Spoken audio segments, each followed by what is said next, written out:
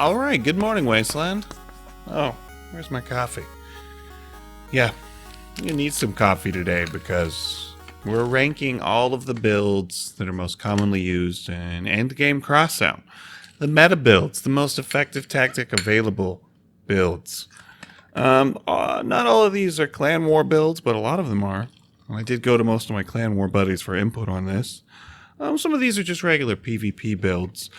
But basically what you're going to see is what are your end game build options in Crossout, which is going to let you decide what playstyle you want, whether it's cannons, up close and personal on wheels, whether you want to get those hovers, whether legs are going to be viable later game. Oh, that's good. That's good. You're going to want one. You're going to want a cup of joe for this because it's going to take a little bit. We're going to break down pros and cons of some of the most lethal and not as lethal builds you're going to see in Crossout. Guys, it's early. Be kind. Be gentle. Also, I just recorded this and the audio was messed up and I had to redo it.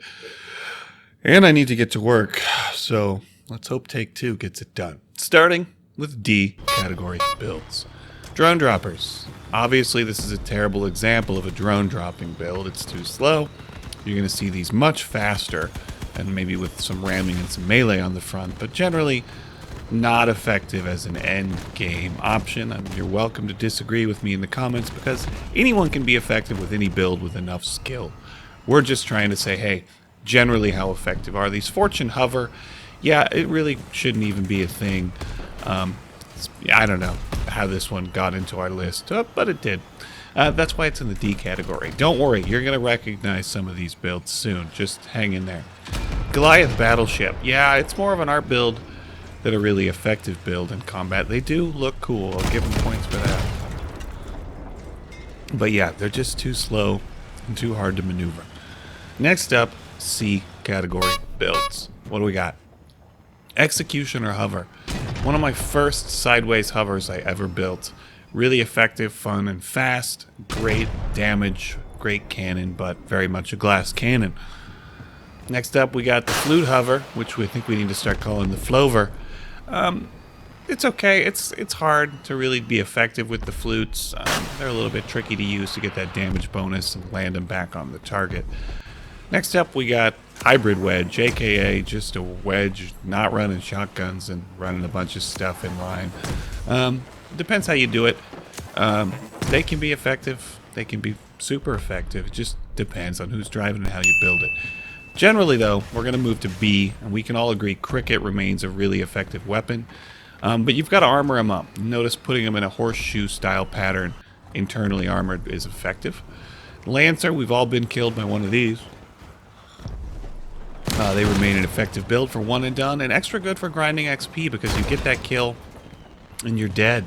You can drop and you can do another battle right out the door. Mastodon or Mammoth Brick. God, I used to drive so many of these back in my non-promo days. It's still effective build, but it's B category. They used to be a lot better than they are now. There's just more effective strategies available to players now than there used to be. But there's the big ol' Mammoth or Mastodon Brick. There it is. Next up, Pulsar Hover. Yeah, you don't see the Quantum anymore for a reason. Really quick, maneuverable, but there's just weapons that put out better damage than Pulsar. Now, the Reaper Brick is a special beast. Reapers used to be one of my favorite weapons, but they really take forever to get that damage out. You're going to be just sitting there holding left click like you're holding a garden hose, trying to wash something off your driveway. It's going to take some time, which is why you've got to armor your Reapers up so well, because you're going to be sitting there firing them forever. People are going to want to strip those off your build, but still, giving it a B ranking. Next up, we've got Worm Builds. You're not going to see these in Clan Wars. I think maybe one clan runs some of these. Their advantage is you can get a 360-degree firing angle around your enemy and just do circles around them. And they're just kind of fun and goofy. Fun to play, easy to use.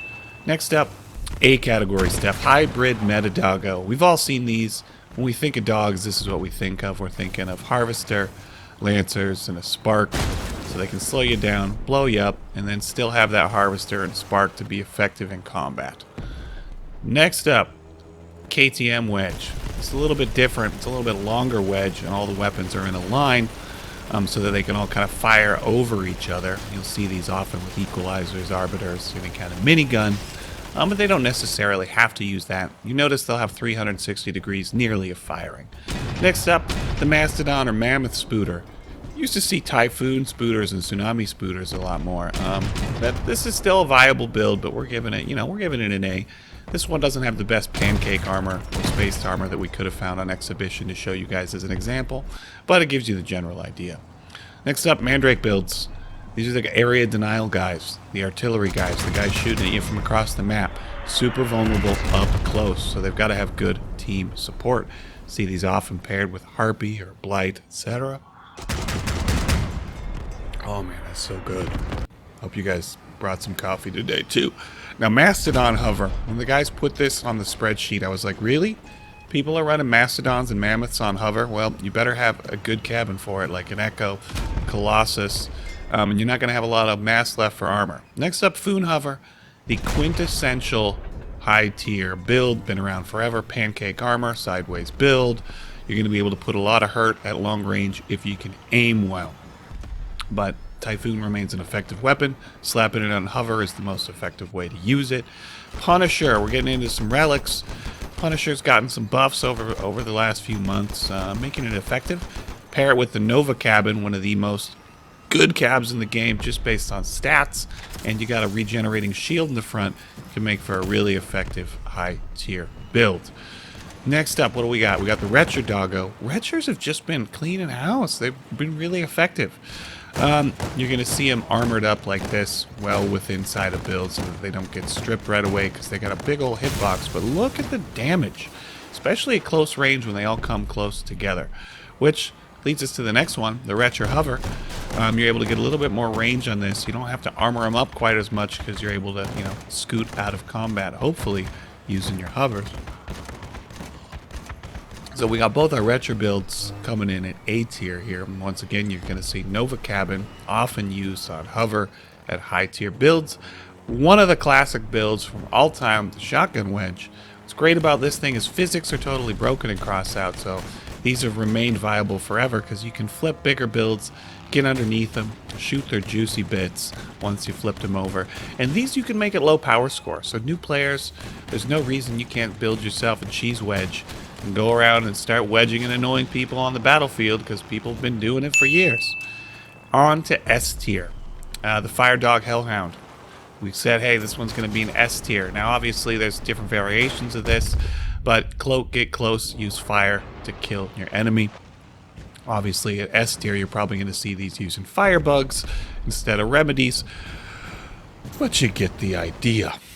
After that, we got Helios Nova Hover, which I just covered in a video the other day. Power unit. These Helios are really effective. Paired with a Nova, make them really, really effective. Really solid DPS. They look cool.